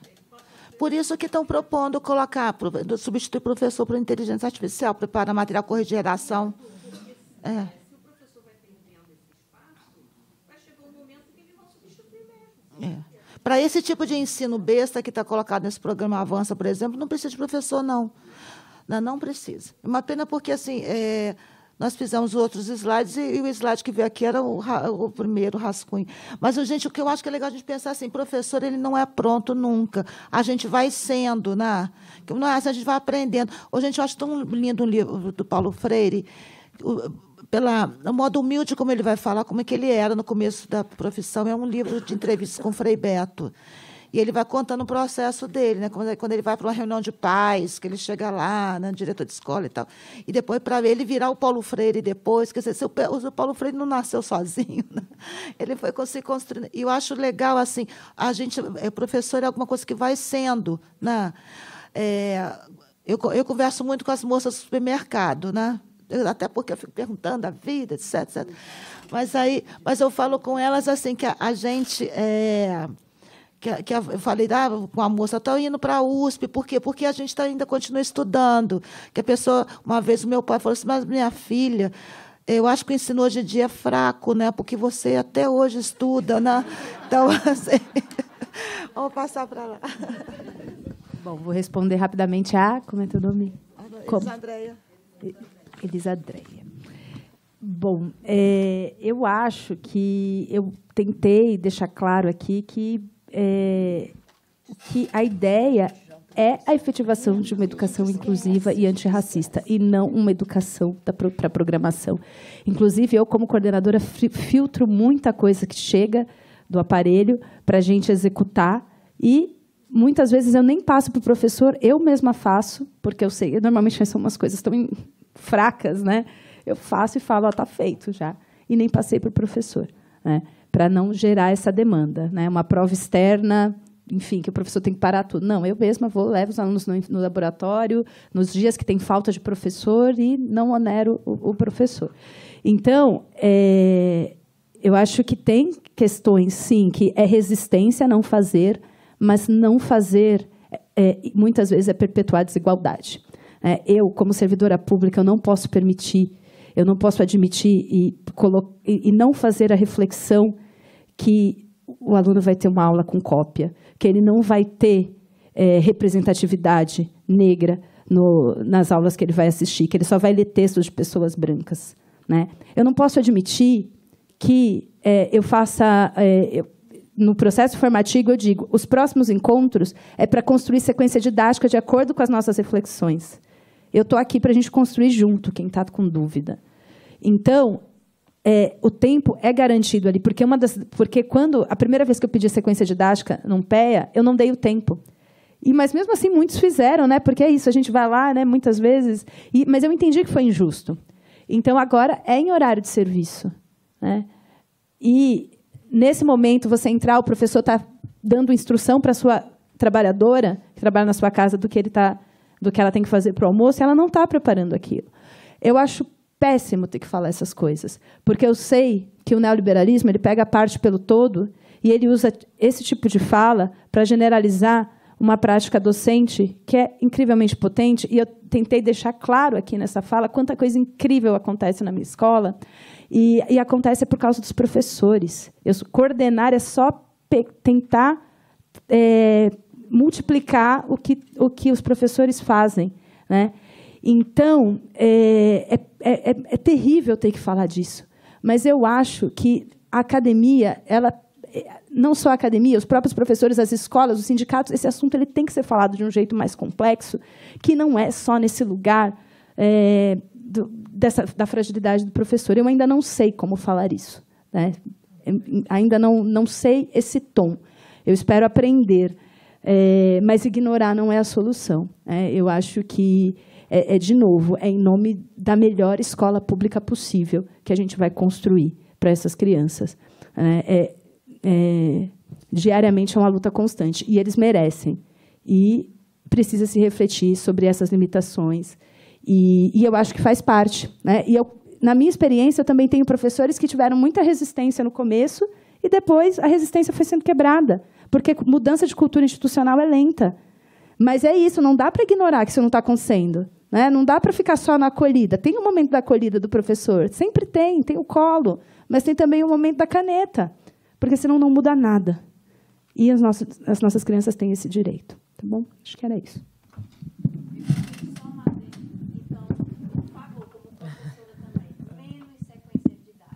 Menos leituraço, que seja apenas a leitura como pretexto para trabalhar um tema transversal. Mais espaço para a leitura de verdade, para a literatura e para a reflexão. Na minha escola, os professores, isso é uma prática deles. Eles querem fazer, eles gostam, eles não fazem porque é imposto. De forma nenhuma. É incrível. Então, por exemplo, vamos ler Meu Avô Árabe. A professora levou música dos árabes da África, dos árabes da Ásia. Ela levou Damasco para as crianças provarem. A gente comprou com a verba da APM. Cada professor faz coisas, tenta ir além, faz coisas incríveis, experiências marcantes. As crianças esperam ansiosamente o leituraço. Não é a política pública pode ser tosca. Então, ela vem e obriga essa escola. As escolas não são obrigadas. Como assim não é literatura? Bom, enfim, as crianças gostam, os professores gostam, a gente faz porque a gente quer. E é significativo e eles esperam por esse momento. A gente faz avaliação depois do leituraço e as crianças dizem o que elas gostaram. Agora, é claro, se vem a política pública e aí tem um coordenador lá que fala, vamos fazer porque estão mandando. Aí o professor faz porque está mandando, vai ser bem ruim mesmo. Agora, se tem toda uma discussão, é Novembro Negro, a gente pauta uma série de questões, e aí a gente vai escolher os livros de acordo com o que a gente refletiu, é outra. Então... Bom, enfim, acho que precisa ter mais pesquisa em escolas que as coisas funcionam um pouco melhor. Gente, eu vou precisar ser autoritária, embora eu não goste nada do autoritarismo. E encerrar, porque a gente já ultrapassou bastante o tempo. Queria agradecer uma vez mais, Luísa, a sua fala, Vanessa, a sua fala, e que a gente possa sair daqui esperançosos, justamente, como você fala... Na resistência, não, na metáfora das águas, né? Não, você falou você usou desencanto.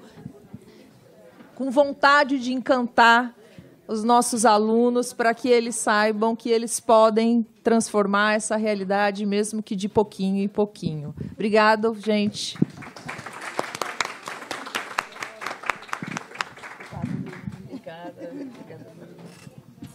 Você imagina que o meu cargo é o mais difícil da escola, sim, né?